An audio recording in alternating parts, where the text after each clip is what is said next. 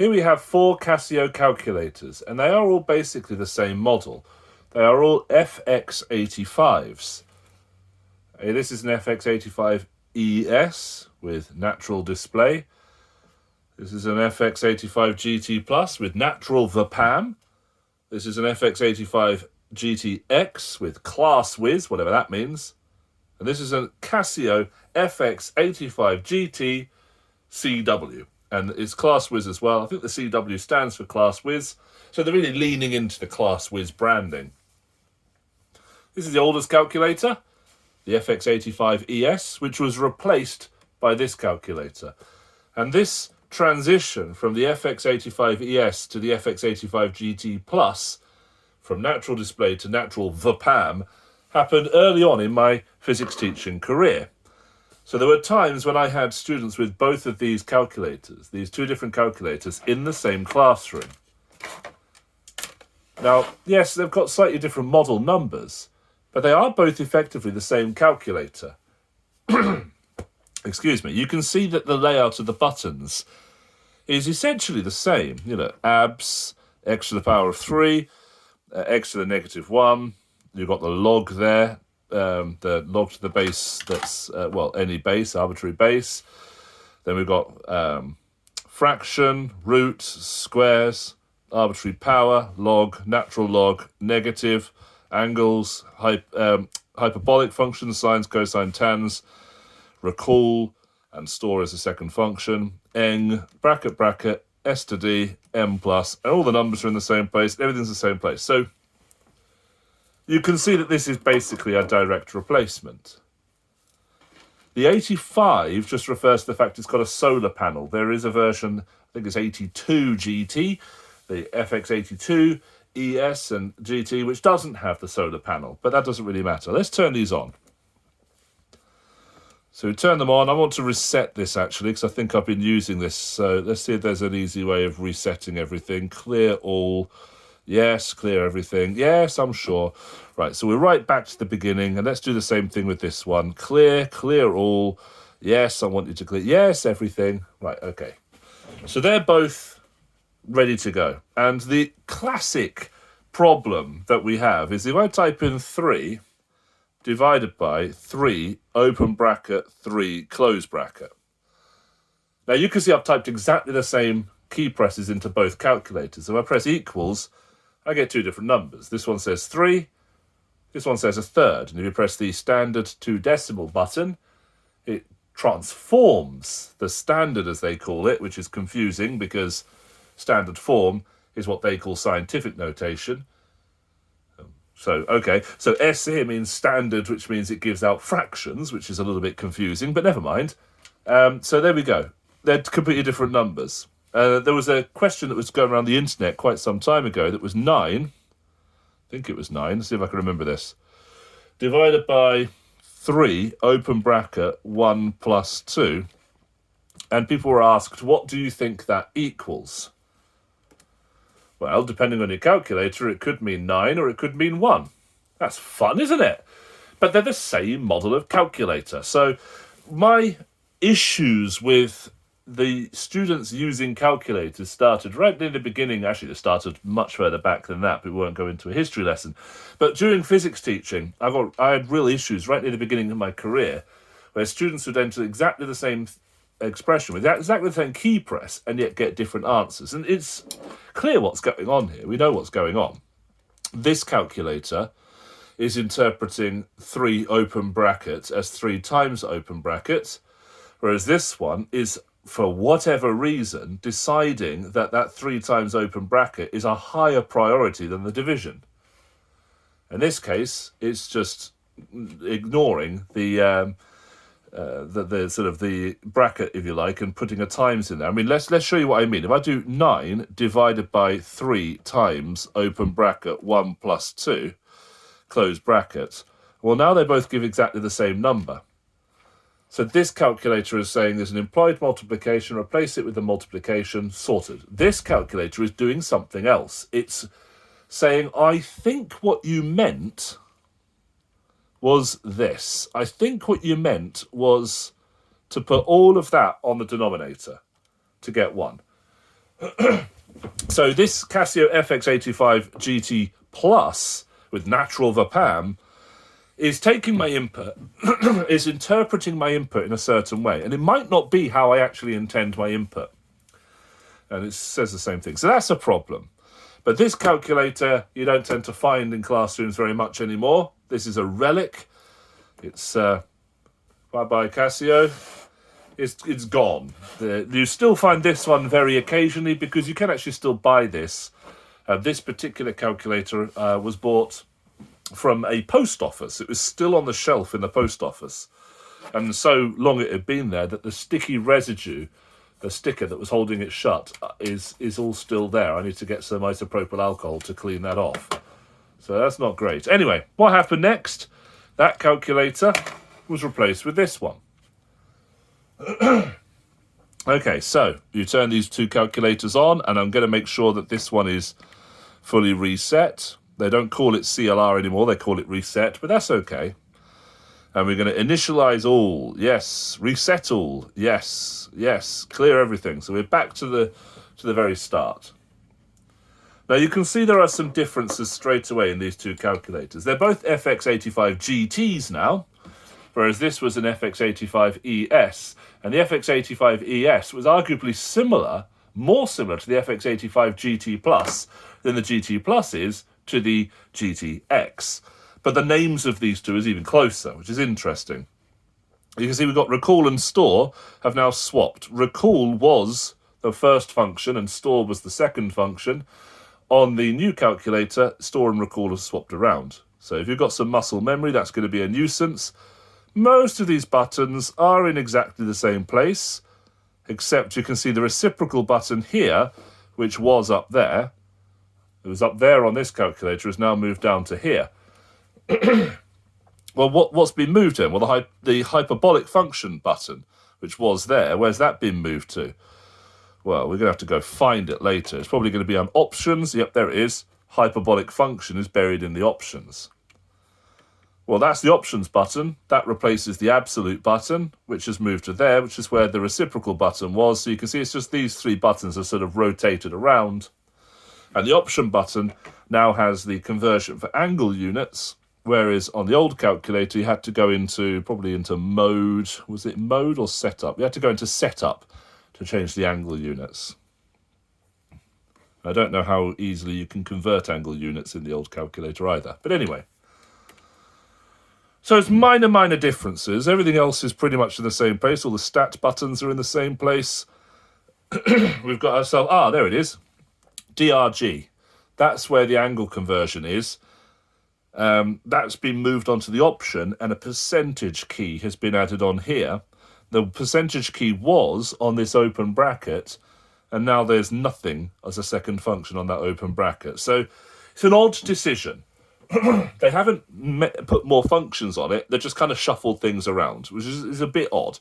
But anyway, let's check the operation. Let's do 3 divided by 3 open bracket 3 close bracket. We press equals, and they give the same answer. Well, that is encouraging, but I mean, just put it like that.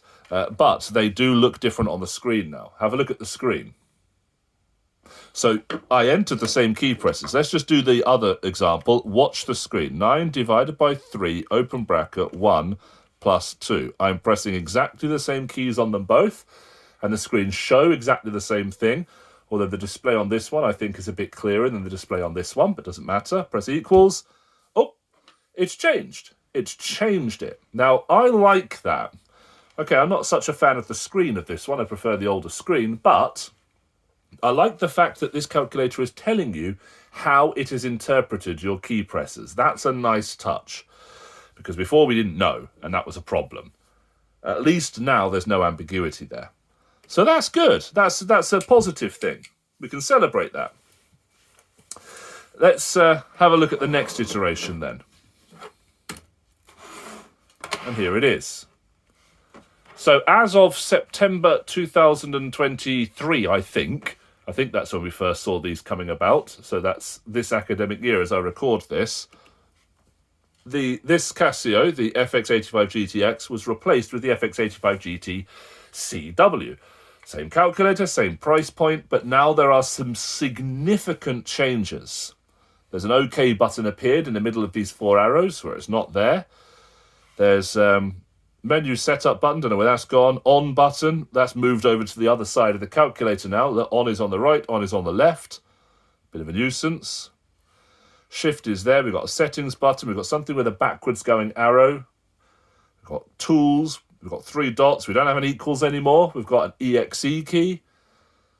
The S to D key has been replaced and moved down here for a shift format key. So there's lots of differences.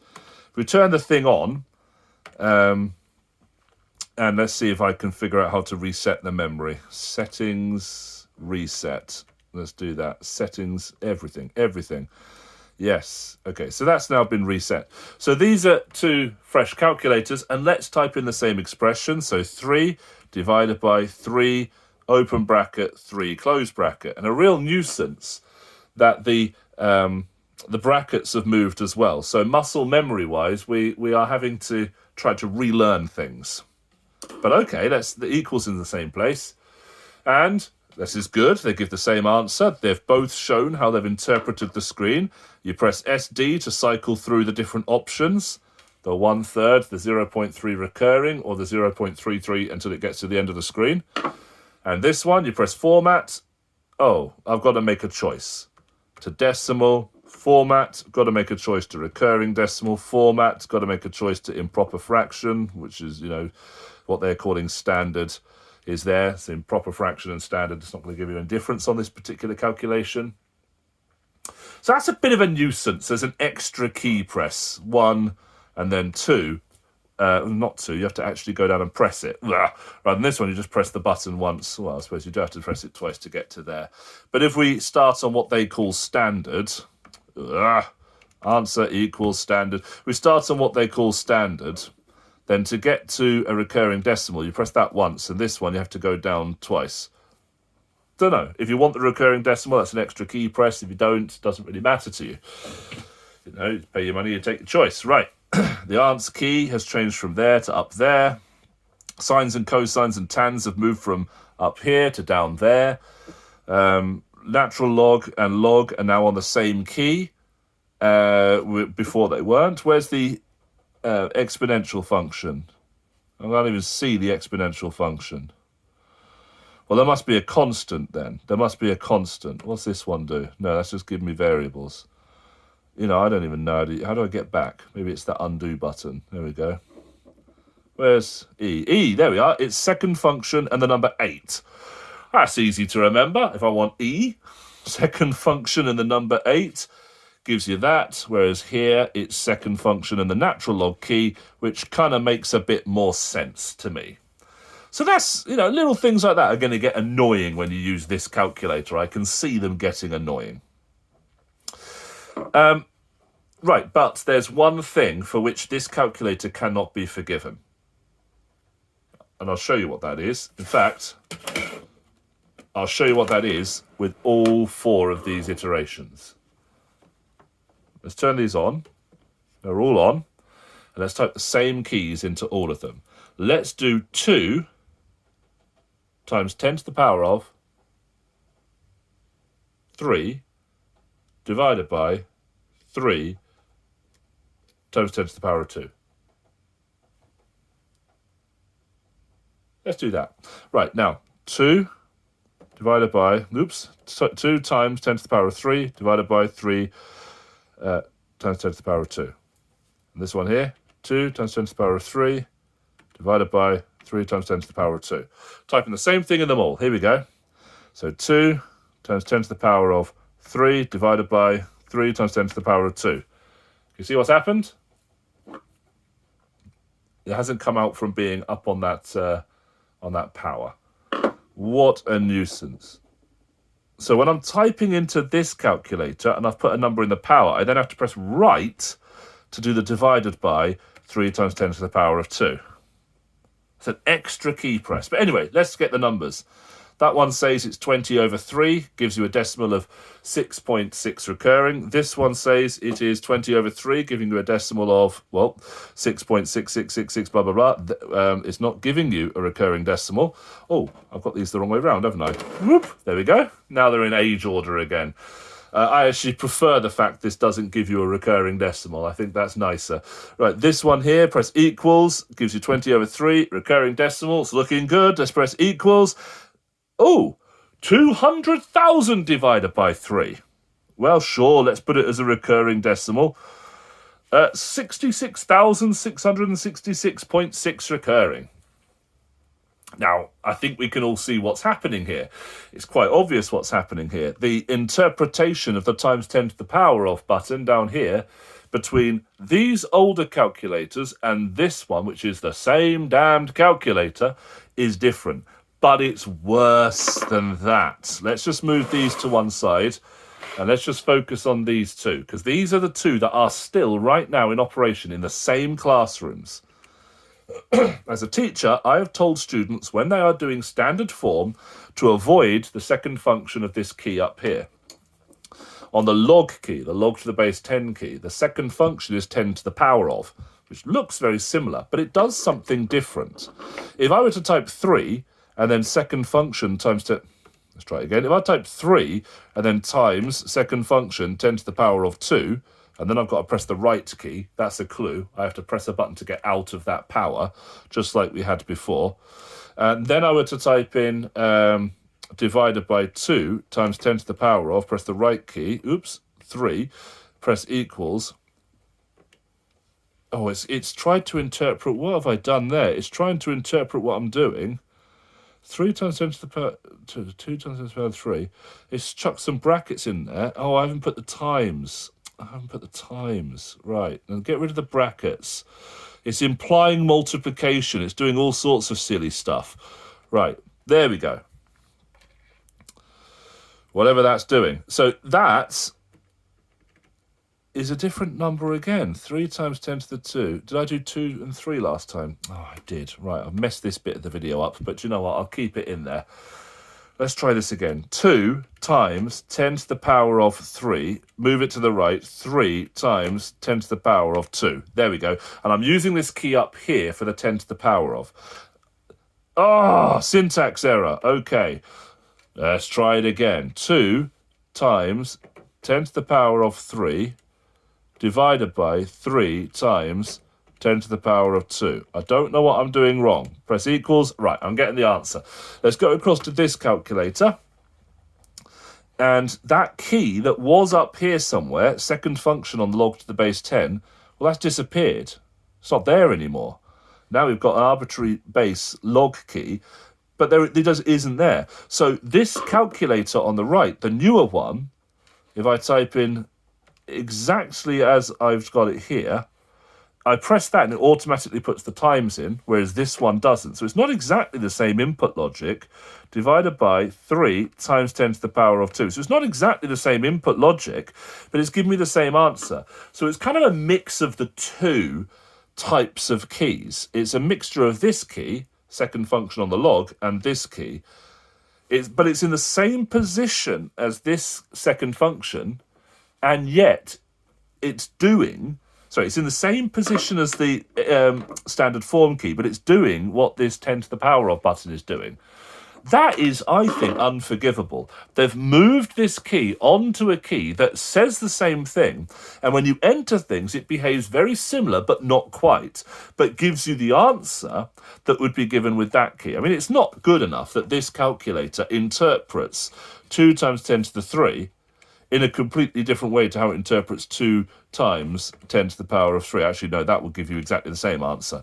But it interprets 2 times 10 to the 3, let's go divided by 3 times 10 to the 2. And the reason why I keep doing that, I need to put the times in, I'm mixing. The reason why I'm doing that is because what I'm trying to show is that we've got multiplication and then division and then multiplication. Now I've mixed the two different input styles, and you can see this calculator, at least it's telling you. It's saying, look, this is a small times with a 10, and it's trying to tell you that's standard form. And this one here, where it's ended up with the big times, I've had to type that times in. So it's going to treat that division and that multiplication with equal precedence. But it's going to treat that multiplication completely differently because that's part of the standard form. So on the standard form button that keeps that mantissa with the power of 10 together, on that position, this calculator has placed a key that says the same thing, but does what the other key does. But only kind of, because again, you don't have to press the times anymore, which you did have to on the older calculator. So this is really, really bad. Now, what it means is if you're used to using this calculator and then in an exam it fails and they give you a spare one, how do you know what you're going to get out? How do you know you're going to get the right answer out of your calculator when it's giving you completely different answers? This is something you should be afraid of. Let's just check the old 9 divided by 3, open bracket, 1 plus 2, close bracket. I'm hoping this gives me exactly the same thing. It does. Okay, at least they've finally decided that it's 1, and they've decided to show that it's an implicit multiplication, chuck some brackets around it to force that implicit multiplication to have higher precedence than an explicit multiplication. Whether you agree with that or not, I don't know. Last thing we're going to do is what's called a forensic check. We're going to see how accurate these 4 calculators are and check their accuracy. And the way we're going to do that is we're going to do the tangent of the cosine of the sine of the number 9. So tan of cosine of sine of 9, tan of cosine of sine of 9, tan of cosine of sine of 9, tan of cosine of sine of 9. And then what we're going to do is we're going to do the inverse functions. So whatever number we've got, we're then going to do the arc sine, arc cosine, arc tan of it. Well, not quite in that order, because we want to nest it so that it's arc tan, then arc cosine, then arc sine in the other order. You'll see what I mean. It should return the number 9, of course. So I don't care what this number is. You can see they're all doing it at slightly different speeds. That's the number. Now we're going to undo those functions. So it's now going to be the arc sine of the arc cosine of the arc tan of the answer. So that is the arc sine of the arc cosine of the arc tan of the answer. So this is the arc sine of the arc cosine of the arc tan of the answer. And so this is the arc sine of the arc cosine of the arc tan of the answer. I really hope I've got this the right way around. Equals 9 equals 9 equals 9 equals 9. You can see they're giving slightly different answers. These 3 give you the same answer. This one looks like it's giving you exactly 9. Actually, it's not. It's an estimate. So if I subtract 9 from each of these, it will show us how much error there is on our answer. So this is 7.3 times 10 to the negative 9, 7.3 times 10 to the negative 9, 7.3 times 10 to the negative 9. And then on this one, 7.6 times 10 to the negative, can't read that number, 18 times 10 to the negative 18. So that is a significantly more accurate calculator. All of these 3 are the same accuracy. These 2 are in rotation at the moment, and oops, let's just get it back up there. So these 2 are very different accuracies. This one's much better. I mean, it's what? It says times 10 to the negative 18 on the screen, I think, which means it's given you a number that's slightly wrong on the 18th significant figure, whereas that one's on the 9th significant figure. So significant improvement. 9 orders of magnitude more accurate is the right answer. But let's do the same thing on this calculator. This is a Swiss Micros DM42. It's actually my favorite calculator. So let's do the same thing. 9, we're going to do the sine of the cosine of the tan, and then we're going to do the arc tan of the arc cosine of the arc sine. You can see that was considerably easier to enter than on the others. And then we're going to subtract 9 from that. And it tells us that our answer is accurate to the 29th significant figure. Compared to the 18th, that is a huge leap up in accuracy. So this Swiss Micros DM42 is orders of magnitude, 11 orders of magnitude more accurate than the Casio 85 GT CW. I mean, they made improvements to the accuracy. Why didn't they just go all out and make it as accurate as this one? I don't know. This is a beautiful calculator, though. Absolutely beautiful calculator. But anyway, there are some other issues. There's always issues. There are some other issues with all of these calculators, and I'm going to show you a general issue I've got with all of these calculators, and that is the reciprocal dot. Now, that doesn't apply to the FX-85ES, because that doesn't have a reciprocal dot, but these do. So if I do something simple like 2 divided by 3, 2 divided by 3, and 2 divided by 3, giving me my numbers, and it thinks, oh, let's give it as a fraction, that's fine. I press that button, and then I go into here and I choose, well, this is an advantage because I have to actually choose recurring decimal. And the reason why that's a good thing that they've done on the new calculator is this. You look at the old ones. This one's not so bad. This one is awful. In both cases, though, the reciprocal dot is about a quarter of the area of the decimal point, also called a radix point. That decimal point is 4 times the area of the reciprocal dot, which means if you don't notice the reciprocal dot, you're going to get the wrong answer. Look, you can just about see it there, but it could just look like a bit of dust on the screen if you're not paying attention. Absolutely awful. If you write 0.6 because that's what your calculator said, you're not going to get the marks for that. That's wrong because it rounds to 0.7. Now, there is a way around this, which I'll show you in a second. I might have to figure it out myself, which I'll show you in a second. But that tiny, tiny reciprocal dot has cost many a student a mark. Whereas at least on this one, you have to actually choose recurring decimal. So you ought to be checking for the recurring dot. It's still too small, but at least you should be looking for it. Other minor issues, minor gripes now. You go into the menu on this one, and I don't know what comp and stat and table, I suppose I do know. It's not difficult, is it? Comp and stat and all the rest of it.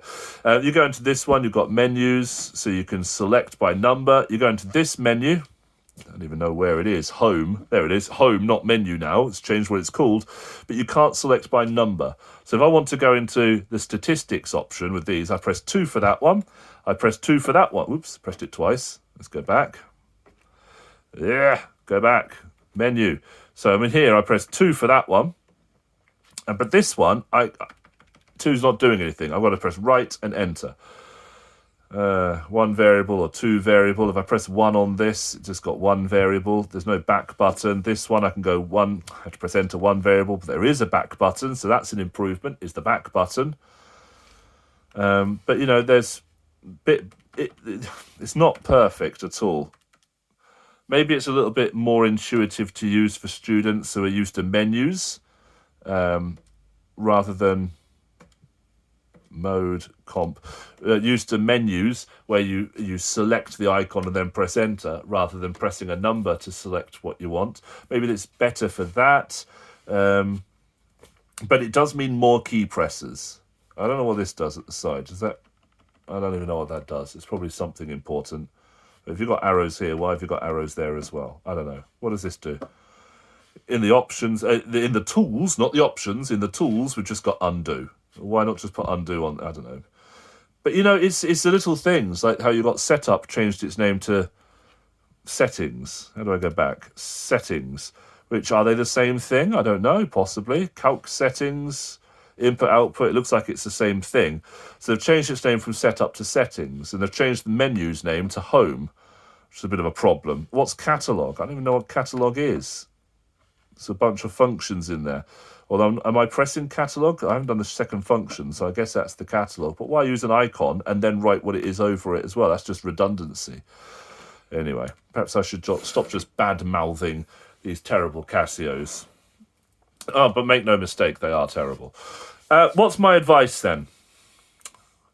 Well, my advice is to make sure you change the batteries on your calculator. Don't trust these little solar panels at all. Change the batteries on your calculator before an exam. Make sure you've got a spare in case it completely breaks down. Don't rely on the spares the examiner has because you might not know how to use them. They're all slightly different. You've seen that. They're all slightly different. Each one has a slight difference to it, and you don't know in an exam what the spare calculators will look like. You might get lucky. You might not. Right, so let's say you're using this calculator. You're probably still using this one. If you go into setup, input output, you can choose to have decimal output and math input by pressing 2, and now it should give you a decimal. No recurring decimals there, just a decimal. You can still cycle through them if you want, but the default is a decimal, and that's a much nicer option to have. So that was setup, input output, math input, decimal, input output, if you prefer. Fraction results, you know, if you want that and all the rest of it. I don't know, 4. Do you want it as mixed fractions or improper fractions, that sort of thing? Anyway, a few things, because I'm still having a moan, because I love having a moan. This has got a classic design. I quite like the design of this. It does the job. This one, not too bad. Not too bad. This one, I can't stand the fake carbon fiber print that's on it. It really doesn't need that. It's just cheesy and naff. This one does a step further. It puts a fake leather on it. Look, it's even got fake stitching. But this is a solid, rigid piece of plastic. That is not leather. It's not even fake leather. It's textured to be like fake leather, and they've put the fake stitching on it to make it look like a fake leather tag. But all that means is it sticks out the top of the calculator in an awkward fashion. It's, you know, cheap. Cheap and horrible. Horrible and cheap. Not like this. That is, oh, what a calculator. This is a nice calculator. Very nice calculator. But if you can't get one of these, and they are jolly expensive, then I'll show you an even better calculator than the Casio, is this. That's a cheap pound shop calculator. Unfortunately, this has run out of batteries. No, I took the batteries out because I put it in storage. You never store things with the batteries in because they might leak. The solar panel on this is too small to be able to power it in this room. But this does everything that these Casios do. But they don't do implicit multiplication, which means you can't get that ambiguity. You're forced to do calculation by calculation, which is better. And because it costs £1, you lose it, you're not going to start crying about it, although don't lose it, it's a waste of money. But it does everything you need, and there's no way of getting it wrong. Just, you know, this sort of thing, cheapo calculators. I recommend them over these any day. But if you don't want a cheapo calculator, you want a more modern calculator, you can't afford the DM42. And by the way, you can't use these in exams, the DM42, because of the input-output. But these you can use in exams. Now, I've got a few students who have gone out and invested in one of these. It's not the best calculator, certainly not the best calculator. If I turn the thing on, you'll see what I mean. If I do my forensic test, 9, sine, cosine, tan, arc, cosine, arc, sine, and then I've missed a button. You see what I mean? Sine, cosine, tan, arc, cosine, arc, sine. And then you can already see it's going to be wrong. 9 subtract. This is incorrect on the 7th significant figure. When they made this calculator, they made it so that certain numbers go off the edge of the screen when it shouldn't. So there's a bit of dodginess there. The inconsistent with the notation, capital K in kilometers here, but lowercase k in kilograms there, and things like that. It's just not the perfect calculator, but it's reverse Polish notation, which is better. You can do everything you can do on these Casios. You can do vector addition, vector manipulations and things. It can deal with fractions, which these can't. Syntax error. Well, no, they can, sorry. These can deal with fractions. This can deal with fractions. So it can do everything that the others can, but it's reverse Polish notation, which is by far a better calculator type. I've been talking for 34 minutes, so I'm going to stop. I hope that was an interesting review into the issues with Casio calculators.